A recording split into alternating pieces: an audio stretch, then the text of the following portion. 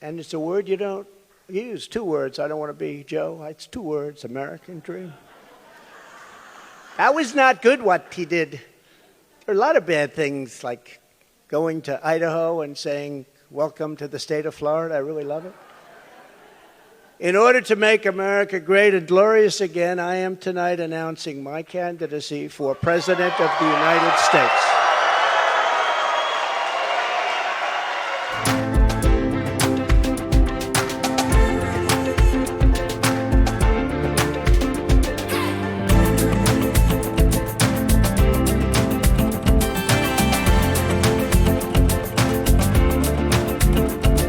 Ladies and gentlemen, distinguished guests, and my fellow citizens, America's comeback starts right now.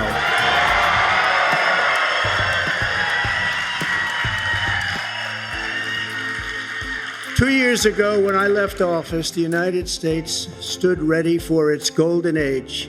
Our nation was at the pinnacle of power, prosperity, and prestige, towering above all rivals, vanquishing all enemies, and striding into the future, confident and so strong.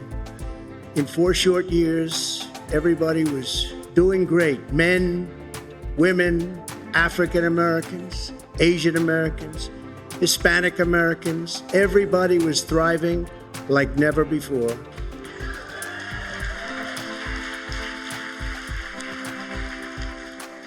There was never a time like this. We turned the page on decades of globalist sellouts and one-sided trade deals, lifted millions out of poverty, and together we built the greatest economy in the history of the world. When the virus hit our shores, I took decisive action and saved lives and the U.S. economy. And by October of the same year, America was roaring back with the #1 fastest economic recovery ever recorded. How about that?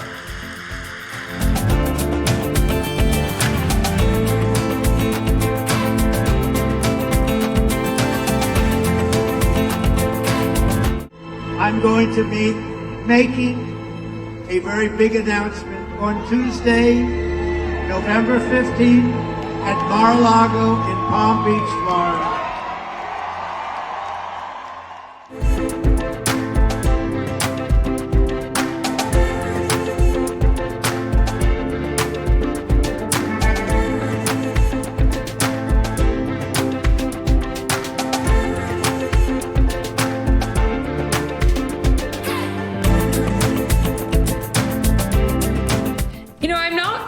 I don't suspect that the results of the actual elections will impact him one way or another. However, his own rhetoric since these elections, I think, really hurt him.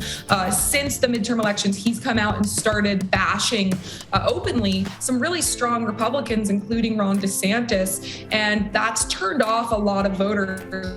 I have a lot of Trump supporters in my family and in my social circle. These are people who were diehard Trump supporters, and they still really like Trump. They're just disappointed to see Trump going out there and putting down Ron DeSantis. I mean, of all the Republicans you could choose to bash, and there are plenty of them that deserve it, Ron DeSantis is the last guy that Trump should be putting down right now, after he was the one who really was strong during COVID, has been on the forefront of so many of these cultural battles, really fearlessly standing up for Americans and conservative values. So it's really disappointing to see Trump coming out and outwardly bashing one of the big heroes on the right now. And then also he did the same with Brian Kemp, who's the governor of Georgia. So who's also very popular, by the way, amongst conservative voters. So I'm not certain that our losses in the midterms will impact Trump, but just his picking fights with Republicans that are really doing well right now, it doesn't make much sense logically as to why he would do that.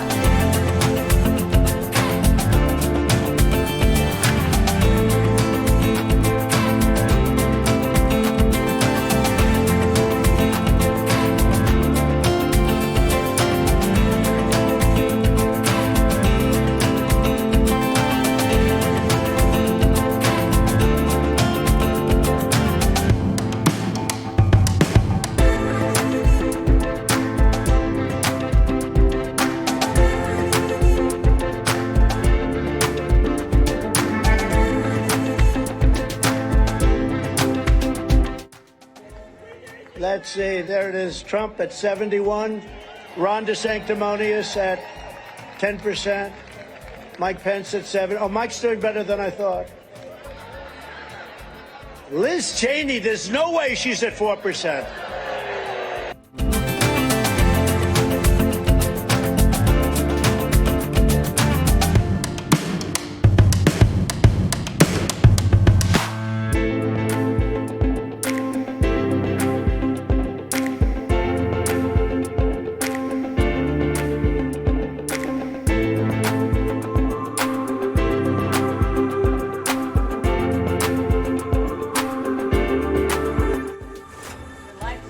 What you think about Trump's big announcement and some of the less than flattering comments he has made about you. Well, you know, one of the things I've learned in this job is when you're leading, when you're getting things done, yeah, you take incoming fire. That's just the nature of it. I roll out of bed in the morning. I've got corporate media outlets that have a spasm, just the fact that I'm getting up in the morning, and it's constantly attacking. And this is just what's happened. I don't think any governor got attacked more, particularly by corporate media, than me over my 4-year term. And yet, I think what you learn is all that's just noise. And really what matters is, are you leading? Are you getting in front of issues? Are you delivering results for people? And are you standing up for folks? And if you do that, then none of that stuff matters. And that's what we've done. We focused on results and leadership. And, you know, at the end of the day, I would just tell people to go check out the scoreboard from last Tuesday night. The fact of the matter is,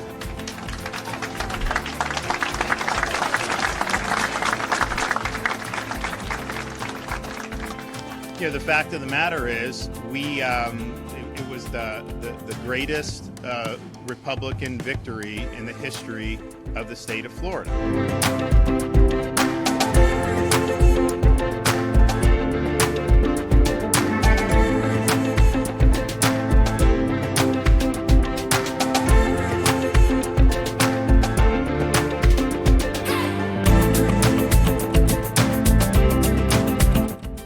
Reject woke ideology. We fight the woke in the legislature. We fight the woke in the schools. We fight the woke in the corporations. We will never, ever surrender to the woke mob. Florida is where woke goes to die.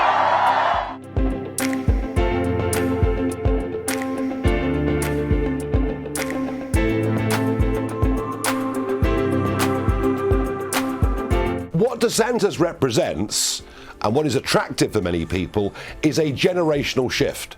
You've got an American president who is 80 this month, doesn't know what day of the week it is.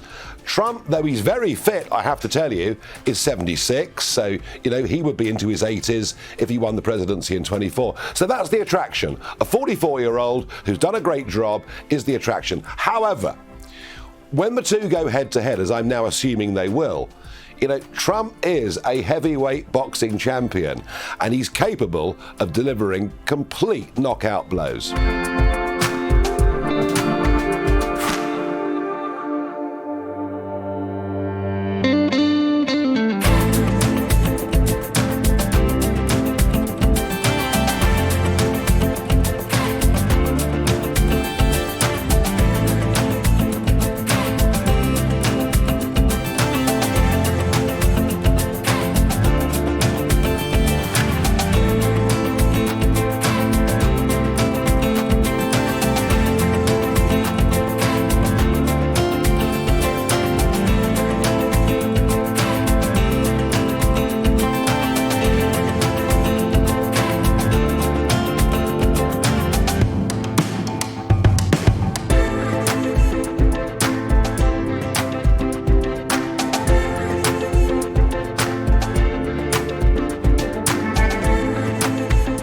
So we had just a little quick video made up. Would you like to see it?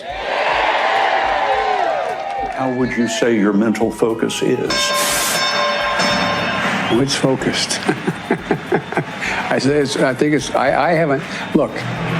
Let's get ready to bumble! I think it's a right for people that bad at health care. True internet suffered the pressure. God, I can't believe I said that. America is a nation that can be defined in a single word. Y'all ready for this? I was going to put him. And Corn Pop was a bad dude, and he ran a bunch of bad boys. Wait. All men and women created by go. You know the thing. If it holds near and dear to you that you like to be able to. Anyway.